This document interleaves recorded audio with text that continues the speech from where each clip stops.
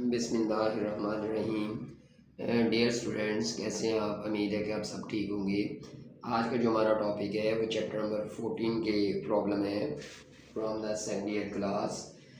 तो फर्स्ट जो न्यूमेरिकल है उसमें है कि find the value of the magnetic field. हम मैग्नेटिक फील्ड की वैल्यू जो है वो कैलकुलेट करना चाहते हैं और मैग्नेटिक फील्ड को हम बी से डिनोट करते हैं कि find the value of the magnetic field that will cause A maximum force of, जो यानी कि फोर्स लग रही है मैग्नेटिक फील्ड की वजह से वो 7 × 10⁻³ Newton on 20 centimetre straight wire, और जो लेंथ है उसकी वायर की वो हमारे पास क्या है 20 सेंटीमीटर।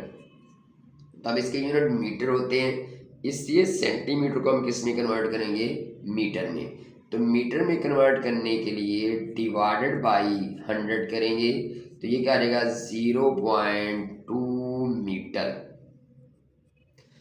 तो अब हमने निकाली है मैग्नेटिक फील्ड और फोर्स भी मैक्सिमम है। तो जब भी किसी करंट कैरिंग कंडक्टर को मैग्नेटिक फील्ड के अंदर रखते हैं तो उसके ऊपर जो फोर्स लगती है, फोर्स ऑन कंडक्टर या फोर्स ऑन रॉड, उसका फार्मूला होता है F=IL/B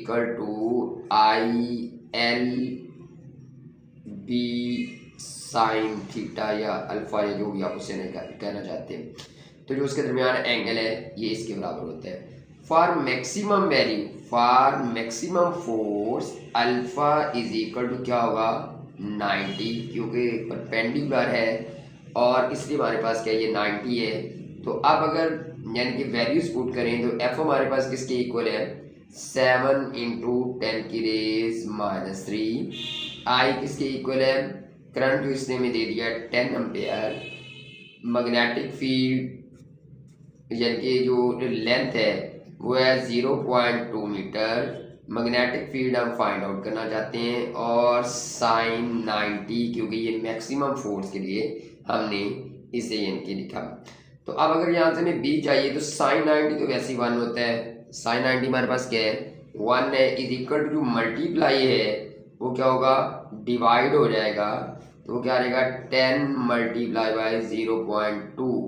तो अब यहाँ से मैग्नेटिक फील्ड जो हमारे पास आएगी यानी कि टोटल जो हमारे पास मैग्नेटिक फील्ड है उसका जो आंसर आएगा B = 3.5 × 10⁻³ टेस्ला। तो ये हमारे पास मैग्नेटिक फील्ड के यूनिट क्या होते हैं टेस्ला होते हैं। तो ये हमारे पास मैग्नेटिक फील्ड हमने कैलकुलेट कर ली। तो अब हमारे पास ये कि यानी कि नेक्स्ट जो टॉपिक है या नेक्स्ट न्यूमेरिकल जो है उसमें देखते हैं कि हमारे पास क्या है।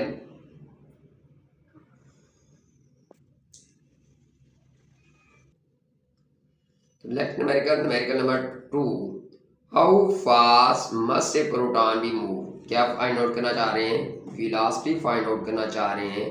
Proton move in a magnetic field, magnetic field की वैल्यू उसने दे दी 2.50 ×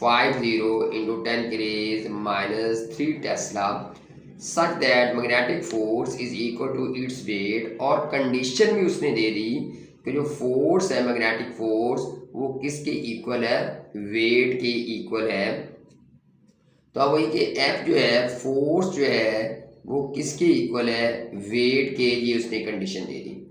तो अब हमारे पास ये कि मैग्नेटिक फोर्स क्या होता है, जो चार पार्टिकल पर फोर्स लगती है उसका फार्मूला होता है F=QVB, और वेट F=W=mg। ये क्या है, ये अकॉर्डिंग टू सिचुएशन है कि magnetic force is equal to its weight, magnetic force उसके वेट के इक्वल होती है। तो अब यहाँ से अगर हम v चाहिए, हमें वेलोसिटी चाहिए, तो क्या रहेगा mg/qb।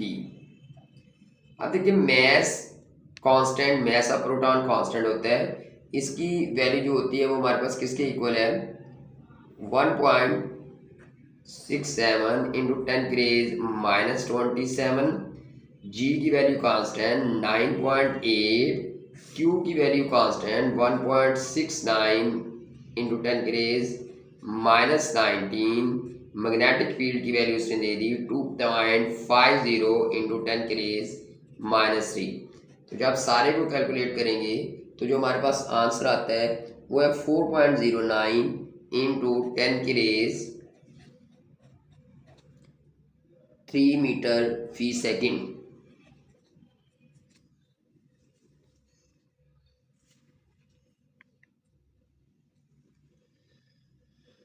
तो दोबारा बेटा वही कि how fast must a proton, यानी कि प्रोटॉन कहता है कि कितनी स्पीड से मूव करेगा मैग्नेटिक फील्ड के अंदर।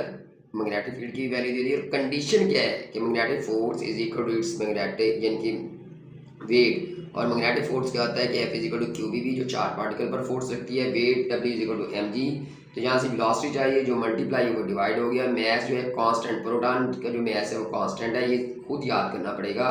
G की वैल्यू भी कांस्टेंट, Q की वैल्यू भी कांस्टेंट, और अब हमारे पास जस्ट जो उसने मैग्नेटिक फील्ड दी वो हमने पुट की, तो यहाँ से हमारे पास क्या है उसकी वैल्यू आ जाएगी कि वो किसके इक्वल है।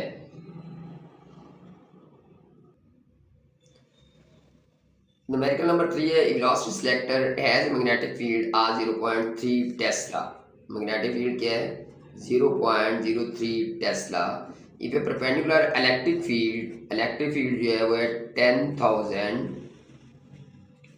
वोल्ट पर metre is applied, what will be the speed of the particle that will passing through the selector. यानी कि मैग्नेटिक फील्ड जो है उसके अंदर से अगर पार्टिकल मूव कर रहा है तो उसकी कितनी स्पीड होगी, हम ये कैलकुलेट करना चाह रहे हैं। तो अब वही कि हमारे पास ये कि फिर कंडीशन हुई है कि मैग्नेटिक फील्ड और इलेक्ट्रिक फील्ड की जो हमारे पास बात है। अब देखिए F जो है